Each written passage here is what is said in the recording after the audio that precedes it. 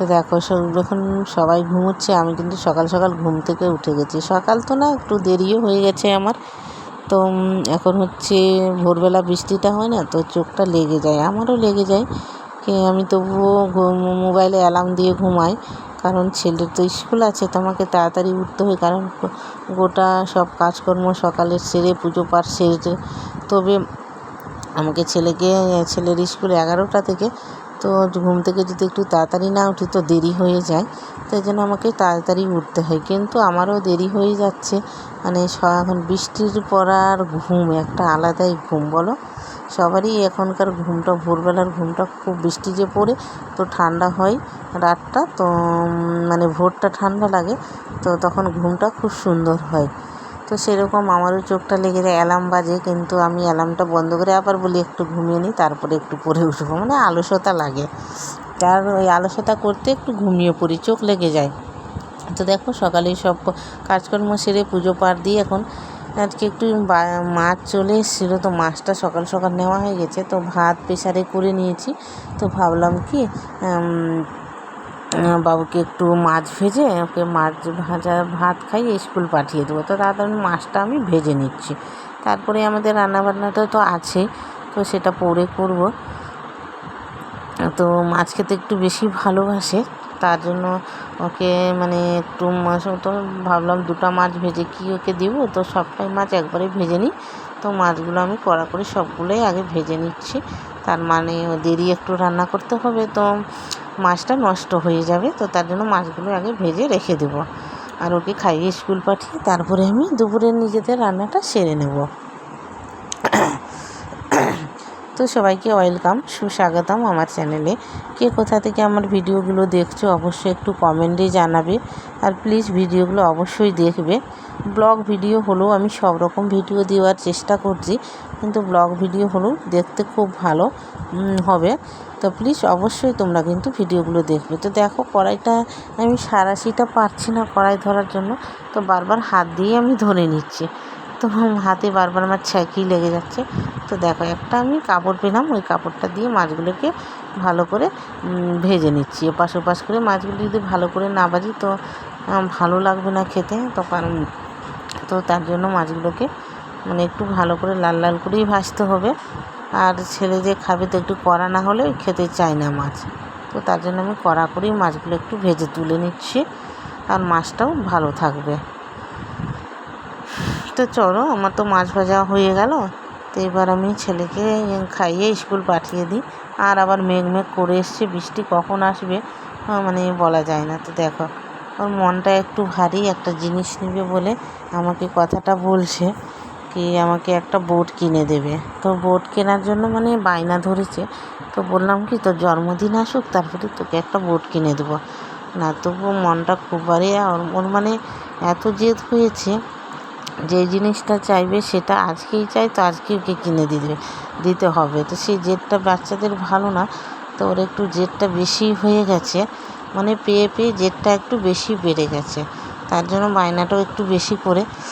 তো তো বলছি তোর জন্মদিনটা আসুক, আমি বুঝাচ্ছি, কিন্তু না, ওর মনটা খুবই ভারী, মানে খাচ্ছে তো মন ভারী করে খাচ্ছে। দেখো স্কুল পাঠিয়ে, আর বৃষ্টি যে হচ্ছিলো সকালবেলাটা, তো জামা কাপড় আর ছাদে মেলতে পারিনি, তো আমি সিঁড়িতেই মেলে দিয়েছিলাম।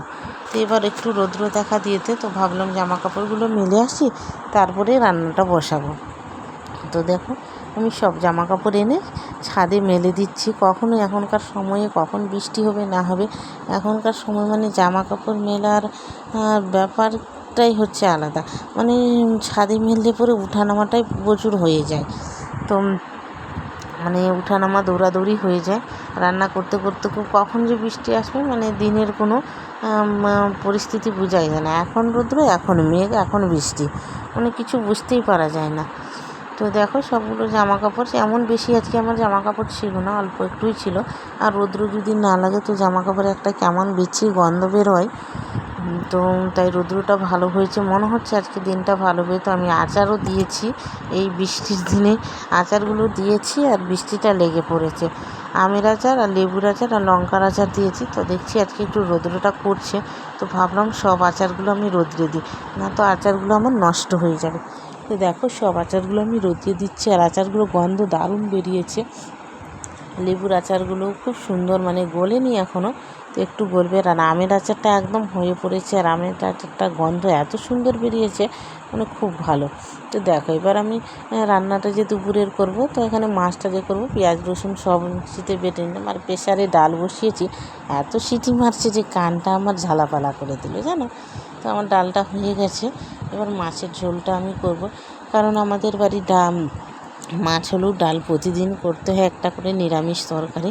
কারণ তোমাদের দাদাভাই যে আছে, তো ওই মাছ খায় না, মাছ খেতে পছন্দ তো না, মাছই খায় না, ও মাছের গন্ধই সহ্য করতে পারে না। তো আমরা মাছ খাই, তো ওনার জন্য ডাল ডিম তো করতে হবে। তা ডিমটা আজকে আমি করব না, ওনার জন্য ডাল, আলু ভাজা, পাঁপড় ভাজা এগুলোই করে দিব। তো দেখো আমি মাছের ঝোলটা ঝিঙা, আলু, কচু দিয়ে তরকারিটা করছি। মানে ঝিঙা আলু দিয়ে খেতে তরকারি খুব ভাল লাগে ট্যাংরা মাছের। আর ট্যাংরাটা দেশি ট্যাংরাটা আছে, তো দেশি ট্যাংরাটার খেতে স্বাদটা একটু আলাদাই, খুব ভালো লাগে দেশি ট্যাংরাটা খেতে। মাছগুলো ছোটো হতে পারে, কিন্তু দেশি ট্যাংরার স্বাদই একটা আলাদা। মানে আমরা যে বড় বড় ট্যাংরা মাছ খাই, ওটা হচ্ছে চালানি ট্যাংরা, মানে চাষ করা ট্যাংরা মাছ। আর এটা যে আজকে আমি পেয়েছি, তো এটা দেশি ট্যাংরা মাছ। তার জন্য সকাল সকাল মাছ ছিল না, তো সকাল সকালই মাছটা নেওয়া হয়ে গেছে। তো দেখো আমি অল্প একটু তরকারি করব, বেশি করব না, কারণ আমরা 3 জন মানুষ তো খাবো, তো বেশি করলাম না। একটু গা মাখা করে ট্যাংরা মাছের আমি ঝোলটা করব। তো দেখো আমারটা ডালটা হয়ে গেছে, তাই আমি এবার আলু ভাজাটা করে নিচ্ছি। তো আইটেম আমার অনেকগুলোই হয়েছে, ঢেঁকি শাক করেছি, ডাল করেছি, ডাঁটা করেছি। আর এই যে দাদা ভাইয়ের জন্য তোমাদের বললাম যে আলু ভাজা করছি, উনি আলু ভাজা খেতে বেশি পছন্দ করে, তো আলু ভাজা ওনার জন্য আমি করে নিচ্ছি। মানে প্রতিদিন আমাদের 4টা-5টা তরকারি হওয়াই মানে লাগে। আর এখনকার সিজনে ডাঁটা তো মাস্ট, ডাঁটা খাবেই, বাড়িতে প্রতিদিন ডাঁটা করতে হয়। আর আমটা তো এখন কাঁচা পাওয়া যায় না, না তো আমটা যখন কাঁচা পাওয়া যেত, তো তখন প্রতিদিন মাছ ছিল আমের চাটনি। আর এখন যে আম নেই, তো এখন প্রতিদিন হচ্ছে ডাঁটা। মানে একটা টক একটু যদি না হয় তো ভালো লাগে না। তো দেখো আলু ভাজাটা, মাছের ঝোলটা তো অলরেডি হয়ে গেল তোমাদের সাথে কথা বলতে বলতে। আর আলু ভাজাটা আমি করছি। তো প্লিজ আবারও বলছি, তোমরা কে কোথা থেকে আমার ভিডিওগুলো দেখছো, কেমন লাগছে, ভালো লাগলো অবশ্যই কমেন্ট করবে, খারাপ লাগলেও কমেন্ট করবে। প্লিজ তোমরা একটু কমেন্ট করে আমাকে জানাবে। আর কে কোথা থেকে দেখছো অবশ্যই কমেন্ট করবে। তো দেখো মাছের ঝোলটা হয়ে গেছে, এবার আমি আলু ভাজাটা আমার অলরেডি হয়ে গেছে, একটু লাল লাল করেই আলু ভাজাটা করলাম। মানে আলু ভাজা যদি একটু লাল লাল করে না করি, তো খেতে একটু ভালোই লাগে না। অলরেডি সবাই জানে, এটা আমাদের বলতে হবে না। তো আমি এই কড়াইয়ের মধ্যে ডাল সম্বরা দিই। তো আমি মুসুর ডাল করেছি, সম্ভবত মুসুর ডাল সবাই পেঁয়াজ দিয়েই সম্বরা দিয়ে খায়। তো তোমাদের দাদাভাই পেঁয়াজ দিয়ে খেতে ভালোবাসে না, তো ওই রসুন দিয়ে খায়।